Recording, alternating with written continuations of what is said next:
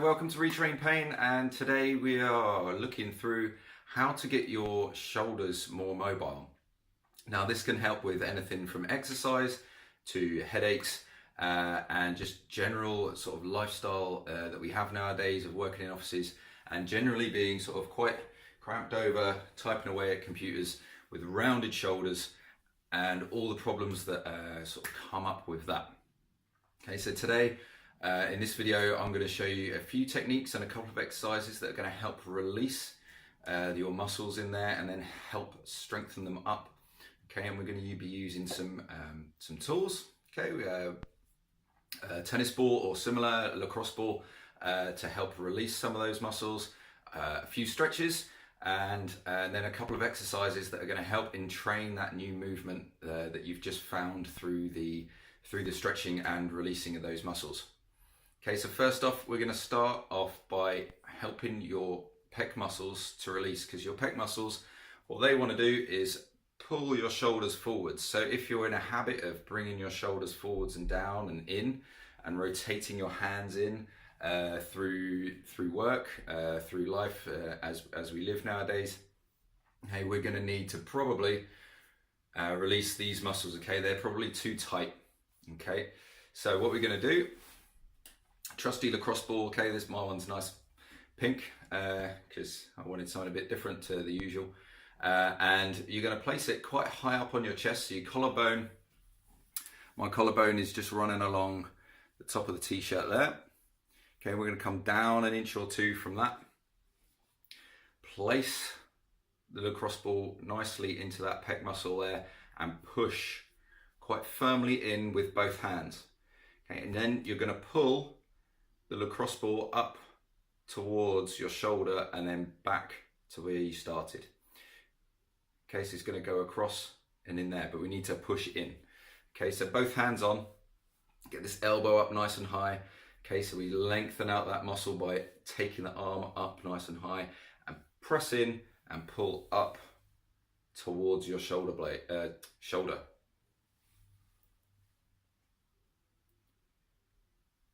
And you're going to do this just a few times, 4 to 6 times of this roll.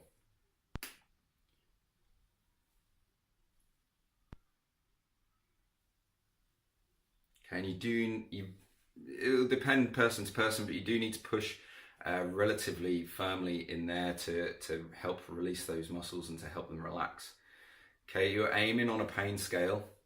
If we're thinking of a pain scale of 0 of no pain and 10 being childbirth, we are aiming for about a 7 or an 8, okay, at the most. Okay, we want that muscle to relax. Okay, if we're going into a higher pain state, the muscle will contract to protect itself. Okay, so you need, on any foam rolling or any myofascial release, we want some sort of discomfort, but not loads. Okay, we don't want to be crying and sweating and panting on these on the foam rollers and lacrosse balls or whatever tool you're using to help release these muscles. Okay, we want firm pressure that helps relieve tension, okay, not create tension. Okay, so that was part 1. Okay, part 2. Okay, we're going to be trying to twist this ball. Okay, this ball's quite grippy, so you might a tennis ball works quite well. Okay, they're quite grippy too. Okay, we want to grip the skin underneath my shirt. Okay, and we're going to twist that ball into that chest, into that pec muscle.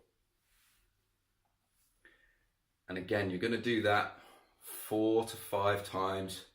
Okay, on a sore point. Okay, so when we're rolling, we're looking for trigger points, okay, sore points, sore areas.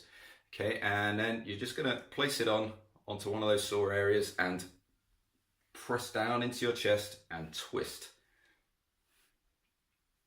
4 or 5 times.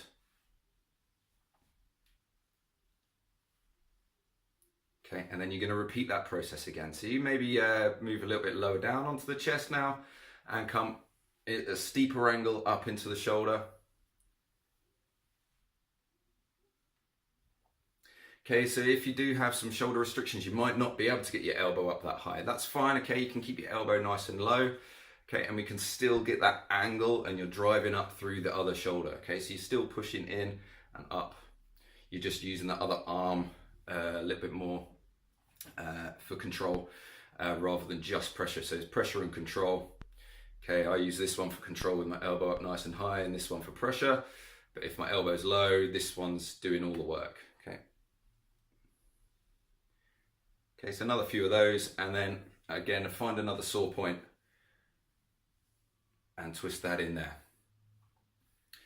Okay, so that's part one. Okay, you can, if you've got two sore shoulders, okay, you can do it on both sides, or if you're at a gym and you know that your overhead press is not quite right, okay, you're gonna want to do that on both sides.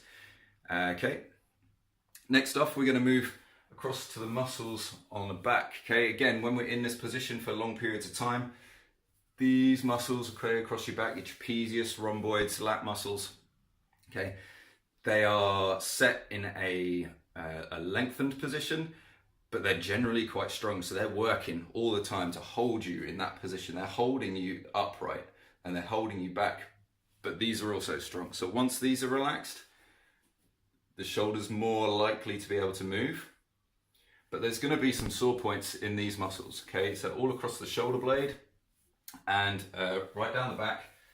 Okay, your big trapezius and rhomboid muscles and lats in there. Okay, they are huge muscles. They cover large portions of your back. They're going to be sore as well because they're just working like crazy. Okay, to hold you in some sort of position that stops you just from falling over. Okay, so I'm going to show you a way now that we can help relax those muscles using a ball. Okay, you can do this one standing or lying down. Standing is probably, depending on pain level, standing is going to be slightly easier. Lying down onto the ball is going to be quite sore, but again, it depends on your pain level. But the technique remains the same. Okay, so I'm just going to turn the camera. Okay, so we can see a nice patch of wall there, bit of radiator down below. Okay, so what we're going to do first, okay, we're going to come across the shoulder blade. So you've got the bony bit of this shoulder blade that's kind of sticks out out your back a little bit. Okay, that's called the spine of the scapula. We want to just go just above that and then towards the shoulder there. Okay, so you're going to be running from inside to outside of this muscle while applying pressure against the wall. Okay, so got to be careful this one a little bit. Okay, sometimes the ball slips and comes out the top. Okay, so you've got to lean back into that position on the wall, and then you're just going to move your body across and back.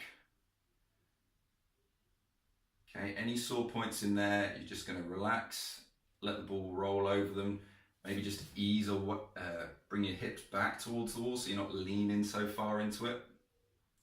Okay, and you're just going to move across and back 4 or 5 times.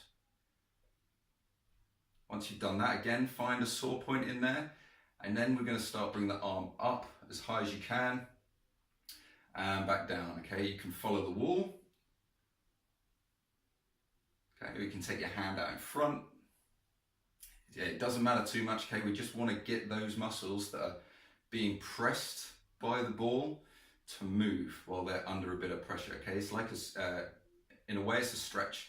Okay, because the ball is applying pressure onto that muscle, it's stretching it. So we're in a position of stretch, and then we're moving that muscle.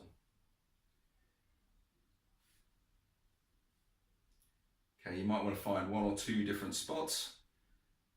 Okay, move your arm in different ways in and out of this position.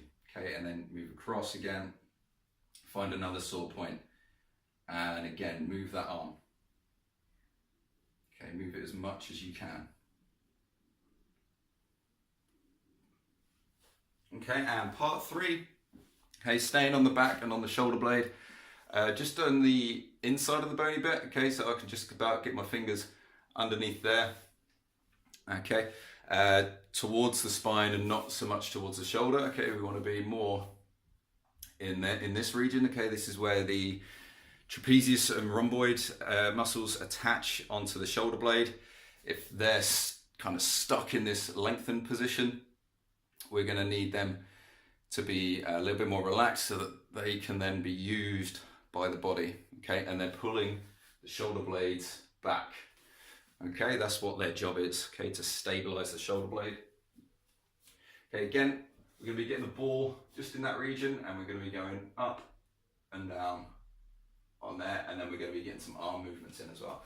Okay, so again, using the wall or the floor, the technique, as I said, the technique's exactly the same. Okay, this time instead of my body going across, I want to go up and down on that inside of the shoulder blade area. Okay, so lateral to the spine. So if my spine's in the middle, I want to be just off to the side of it on the shoulder that's locked up and sore. Okay, you're pressing your body back into that ball. Okay, if you're on the floor, you might need to shift your body weight around to get that 7 or 8 out of 10 that we're looking for on the pain scale. Okay, and once you've done, again, 4 or 5 of those, okay, we get the arm moving across the body, out to the side, up and down and across. Okay, so you can even make funky patterns. Okay, so you can do a figure of 8 or some circles or draw the alphabet. Okay, so A, B, etc. Okay, you know the alphabet. Okay, and again, we're going to repeat that process twice on this. Okay, we don't want it to take too long. We want it a couple of minutes per area. So 1 or 2 minutes on the pec, 1 or 2 minutes going across the top, and then 1 or 2 minutes in this area. Okay, so we're looking to 5, maybe 6 minutes at the most, okay, to do these 3 areas.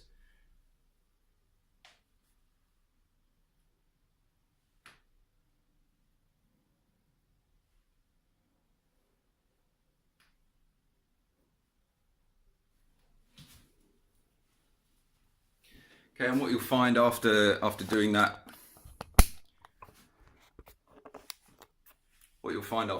is you should find at least is that the shoulder that you've worked, if you've only worked one of them, has become a lot freer.